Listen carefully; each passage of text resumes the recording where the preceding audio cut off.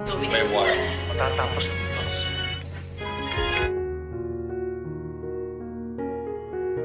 Aking tala sa gabing madilim, ikaw ang bawat sana sa lahat ng hiling.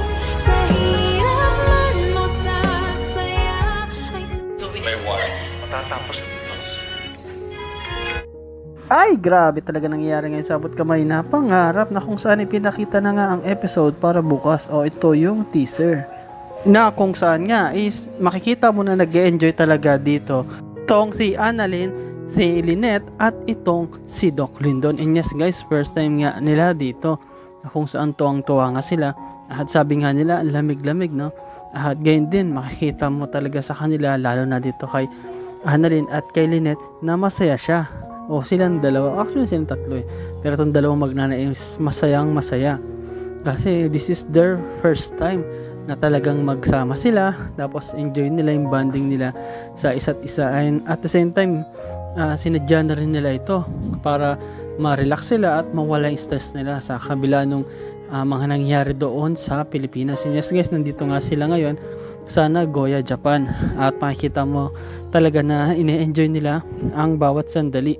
Kahit ito ngang si Lindon is nakiki-enjoy din sa kanila. At kung maalala ninyo, itong hang dalawa, si Lindon at si Annalyn is meron silang actually pakay kung bakit sila nandyan. Hindi lang naman talaga sila pumunta dyan para mag-vacation, kundi dahil para sa convention. Yes guys, para yun sa medical convention na kung saan attend sila doon ng seminar at matututo rin sila para sa pagbalik nila sa Pilipinas is magiging better o magaling na silang mga doktor, lalong lalo na dito sa field ng pag-opera no, na kung saan nga dito is napakagaling ni Annalyn pagpatungkol sa neurosurgeon, na kung saan namana nga niya ito sa kanyang tatay RJ na kilala at sikat na magaling na neurosurgeon. And then nandito rin si Lynette kasi nga ito ay binigyan ng passport ng kanyang asawa na si Doc Carlos, kaya nga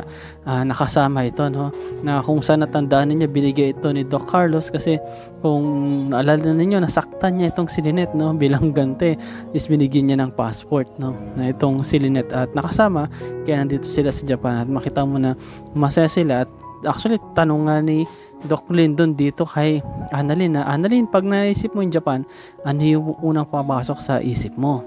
Sabi nga ni Annalyn na Mount Mayon, Mount Fuji pala, na kung saan sabi nga ni Annalyn, bakit dadalhin mo ba kami doon?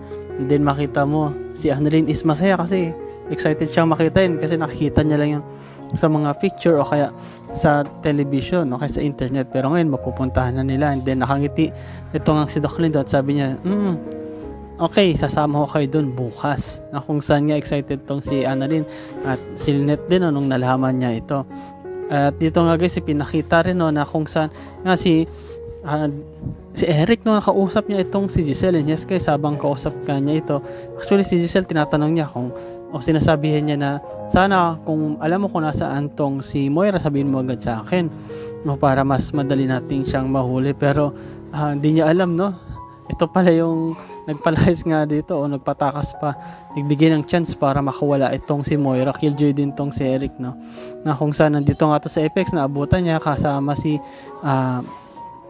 Zoe na kausap ni nanay niya, na iniisip ni Giselle na sana hindi mag-usap tong si Zoe at si Moira kasi baka masabi niya at makatakas pa yung nanay niya. Yung pala late na sila at naunahan na sila, na kung saan alam na nga ni Moira na pinaghahanap siya at nakakapag-ready na nga ito. Actually tinutulungan na nga siya ni Carlos at the moment no, na kung saan pinupunta siya sa isang lugar para hindi sila mahuli at piniprepare niya itong si Moira para nga doon sa passport niya. Actually itong nagsama nga sila doon sa isang room na, tapos itong si Moira is tinutokso pa niya itong si Carlos, pero alam naman natin na ang gusto talaga ni Carlos is itong si Lynette. Kaya sabi niya, umayos ka nga, pag na-late ka sa flight mo, bahala ka na sa buhay mo. Yes guys, nalmalandi pa to si Moira. Pero yun nga guys, at nagmamadali nga sila. Pero yun nga guys, na sinabi din mismo ni Eric, kasi nagulat siya, nandito si Zoe. At sinabi nga niya kay Zoe na, alam mo ba, ang nanay mo is wanted na ngayon. And then sabi ni Zoe, ha? Paano nangyari yun? Nagtataka pa talaga Zoe, no? Alam naman niya yung mga kasalanan at ginawa ng nanay Moira niya. At syempre, siya rin kasama, pero hindi pa nare-reveal o di pa nila nalalaman na talaga, o napapatunayan na talagang kasabwat ito ngang si Zoe. Pero alam naman natin guys na itong si Moira at si Zoe ay magkasabwat. Actually, kasama din si Carlos. Kaya nga tumutulong ito. At sinabi nga ni Eric dito kay Zoe na hanggat maaari is dapat wala na ang nanay mo. Or kung kaya mong masabihin mo na, kasi talagang delikado at seryoso ang mga tanyag na ipakulong ang mama mo. At talagang makita mo kay Zoe na kinakabahan siya at gusto nga niyang tawagan itong mama niya, ngunit hindi naman sumasagot. At dito nga guys, ipinakita no, na kung saan nakapag-ready na nga itong si Moira doon sa hotel at lumabas na sila. At makikita mo nga yung itsura ni Moira na talagang takot na takot kasi balot na balot siya ng damit no, na kulay itim, para hindi nga siya makilala o walang makakilala sa kanya. At ito naman si Eric, talagang tinutulungan niya itong si Moira na makaalis na sa ibang bansa no, kasi nga mas maganda kung nasa ibang bansa ito para mas mahirapan yung mga pulis na makita siya.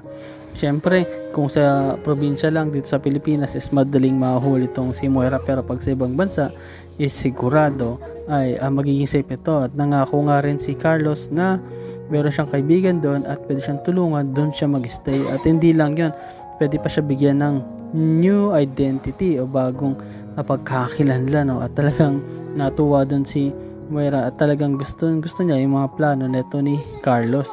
At dito nga guys no, yung nandito na nga sila sa basement is paalis na nga sila, sumakay na sila ng kotse na papunta nga doon sa airport.